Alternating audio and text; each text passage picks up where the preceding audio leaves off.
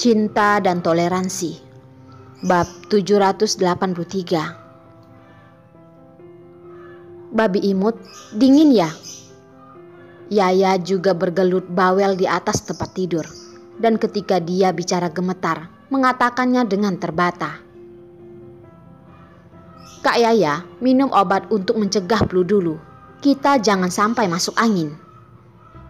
Orila tidak peduli dirinya bagaimana, dengan cepat melompat keluar dari tempat tidur dan dari koper mengeluarkan cairan obat untuk mencegah flu. Dirinya baru minum 1. Mereka keluar untuk membantu. Jika mereka belum membantu apapun, mereka duluan sakit. Itu bukannya merepotkan orang lain. Jadi, dia sudah dari awal mempersiapkannya. Babi imut, terima kasih. Yaya mencolok sedotan dan meminumnya, lalu berkata, aku lihat kakakmu mengendarai mobil mewah. Keluargamu pasti tidak tenang. Kenapa kamu bersedia datang ke sini menjalani masa sulit bersama kami? Lebih dari setengah bulan yang lalu, ketika dia pertama kali melihat Orila, Yaya sudah melihat bahwa gadis ini bukan anak biasa. Tetapi pada saat itu, tidak ada waktu untuk menanyakannya. Kak Yaya, mengapa kalian datang? Orila naik lagi ke atas tempat tidur, menarik selimut dan membungkus dirinya sendiri. Tidak menjawab, malah balik bertanya. Karena kami bertiga adalah anak-anak dari daerah pedesaan. Ketika kami masuk perguruan tinggi, di dalam rumah tidak punya uang untuk bersekolah. Penduduk desa kami yang baik hati yang mengumpulkan uang untuk membantu kami. Barulah kami dapat terus mencapai impian kami. Jika tidak ada penduduk desa yang baik, maka tidak akan ada kami yang sekarang. Mungkin karena kami telah menerima kebaikan semua orang, kami juga telah mempelajari arti balas budi. Jadi, belakangan tahu bahwa dunia ini masih ada banyak orang yang membutuhkan bantuan.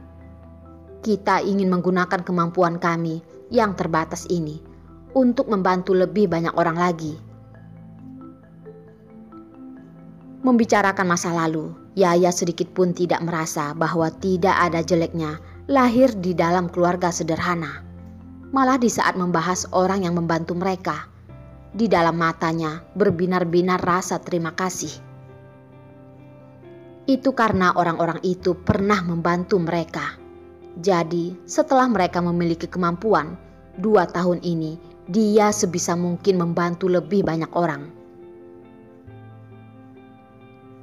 Kak Yaya, kalian luar biasa. Bisa mengenal kalian bertiga adalah suatu kehormatanku, kata Orila dari hatinya yang terdalam. Yaya mengatakan, bisa mengenalmu kami juga sangat senang, tapi tidak membahas masa lalu. Kamu katakan mengapa ingin berpartisipasi? Orila sesak mengatakan, dibanding kalian, aku lebih egois. Yaya bertanya,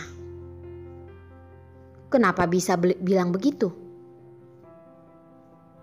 Karena aku datang ke daerah bencana hanya ingin membantu orang yang aku suka dengan melakukan sesuatu.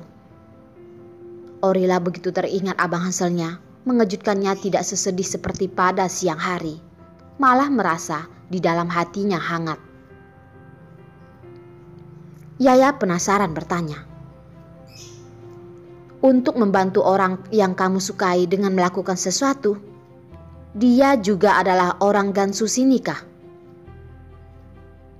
Dia juga termaksud orang di sini. Abang Hanselnya adalah presiden negara A. Rakyat negara A seperti anaknya. Maka satu negara adalah rumahnya. Jadi iya atau tidak? Kenapa aku makin dengar makin bingung?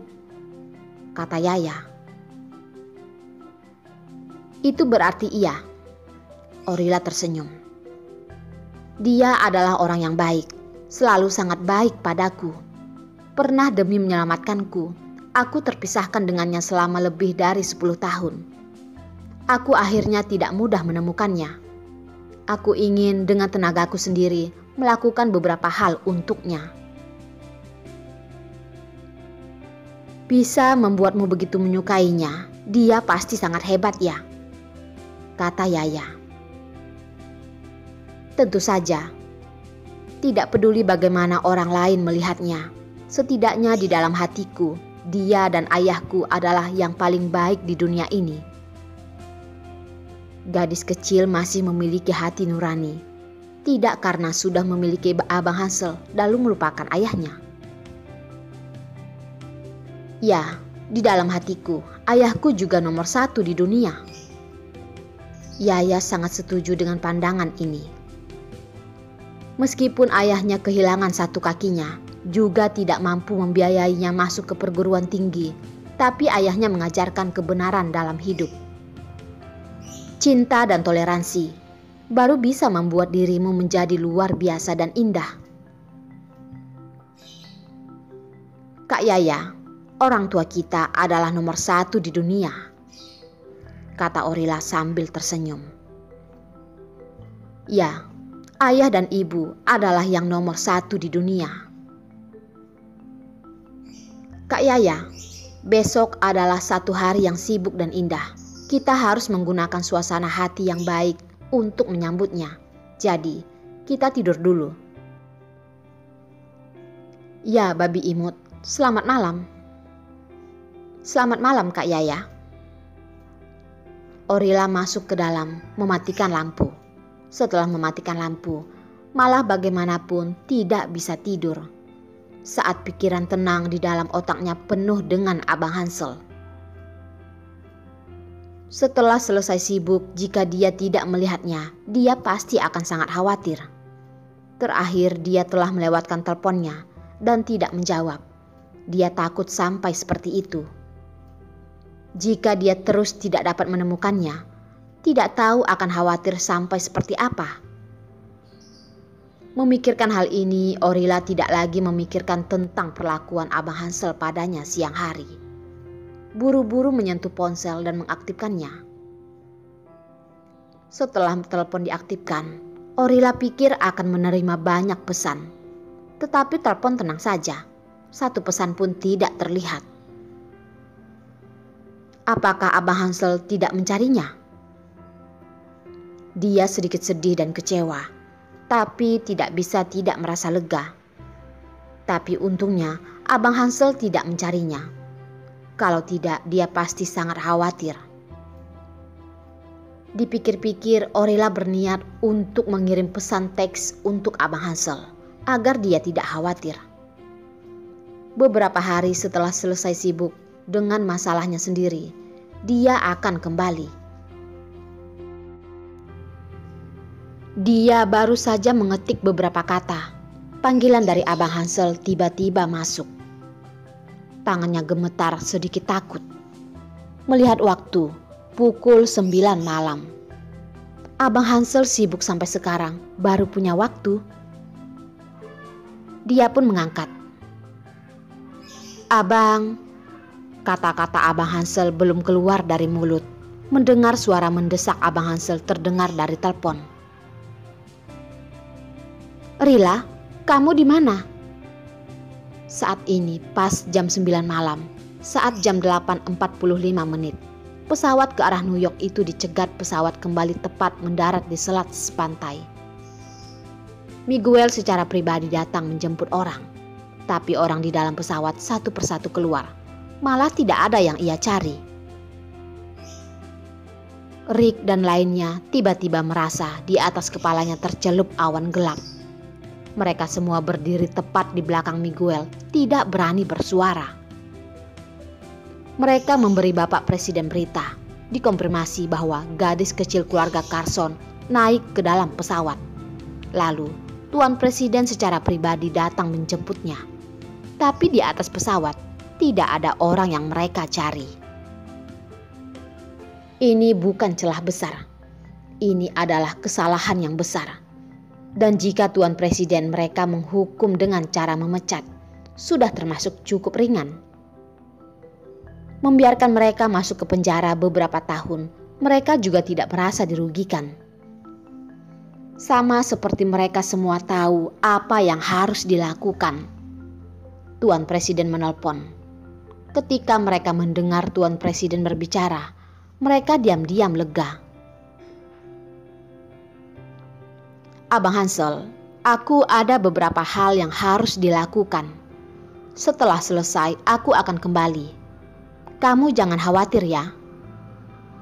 Suara klakson yang lembut sampai masuk ke dalam telinga Miguel. Mendengar suaranya, saraf tegangnya barulah melonggar. Dia tidak bisa membantu, tetapi dengan nada lembut. Kamu di mana? Aku sedang sibuk dengan urusanku sendiri. Jangan khawatir, aku akan baik-baik saja. Berbicara, Orila sambil bersin. Miguel segera menegang lagi. Rila, katakan pada Abang Hansel, kamu di mana? Cuaca begitu dingin. Kalau flu bagaimana? Abang Hansel, apakah kamu percaya pada Rila? Tanya Orila. Percaya, jawab Miguel. Kalau begitu jangan tanya lagi. Aku jamin setelah 1 bulan akan ada Rila lebih sehat, hebat dan ceria muncul di depanmu. Orila sambil iseng berkata. Rila? Miguel sangat tidak berdaya. Abang Hansel, percayalah padaku, katanya lagi. Miguel bukannya tidak percaya padanya, tetapi khawatir padanya. Abang Hansel, waktu sudah malam. Kamu sudah sibuk lelah 1 harian. Pergi tidur lebih awal. Selamat malam. Selesai bicara, Orila kemudian menutup telepon. Miguel segera menoleh, melihat ke arah Rick. Telusuri di mana alamatnya. Rick dengan cepat berkata. Sedang menerima pesan yang dikirim oleh Departemen Perhubungan. Akan segera tahu hasilnya. Miguel tidak bicara, hanya wajahnya sedikit suram. Segera, Rick menerima pesan. Tuan Presiden, lokasi spesifik Nona Orila menunjuk tepat di daerah bencana.